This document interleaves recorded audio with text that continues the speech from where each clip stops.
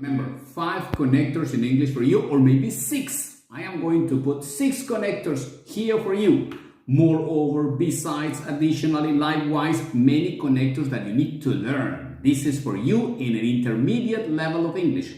Check it out, magically. Shazam! Well, what you do is write synonyms. When you say additionally, it's like besides. When you say however, anyway, moreover, likewise, I have a complete list. Meanwhile. So you think, meanwhile, mientras tanto, yes. What is the intention? With this, I am going to create a story for you, or you write the story. First, individual sentences, and then you put them all together. That's the way it works with English connectors for you.